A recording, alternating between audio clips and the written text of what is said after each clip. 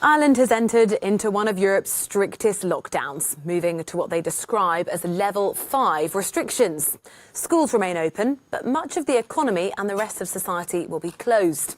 Our correspondent Ken Murray is in Dublin, and he says authorities will be cracking down hard on anyone caught breaking the rules.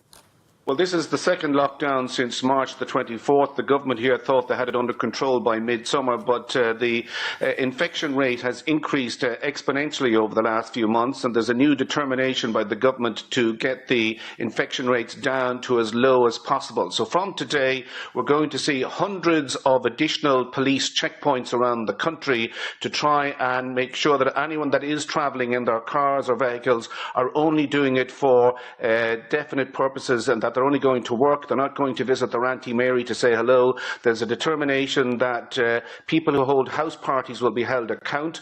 New legislation is being introduced in the Parliament today to, if you like, impose fines on young people who hold parties. This was a problem during the summer where youngsters in their 20s and their 30s were gathering, they were drinking, and there was a feeling that this was contributing to the spread of the virus. So anybody caught hosting a party will be fined up to €1,000 on the spot, or alternatively could face 10 months in jail. As I say, there's a new determination to get this sorted out here, because Ireland is the first country in Europe to enter into lockdown for a second time and becomes the second country in the world after Israel. Rosie?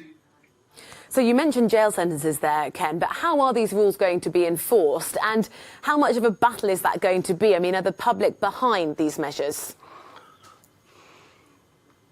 Well, what we've seen in Ireland over the last 6 months is there appears to be a two-tier approach to this. The generation over the age of 45 is adhering to the guidelines as set down by the government over the last few months. But young people seem to be adopting a more, if you like, laid-back approach to this. They are taking the attitude that COVID-19 is not for them. But what we're going to see here in the next 6 weeks, certainly up to December the 1st, is increased messaging coming from the government through the media for people to stay at home, not to move, not to mix with people in different social outlets. Pubs and restaurants will be closed. They can only serve their product, whether it's drink or food, in a takeaway fashion. All retail shops will be closed. And I suppose a bit like Italy, we're going to experience the next best thing to, if you like, a curfew between now and December the 1st.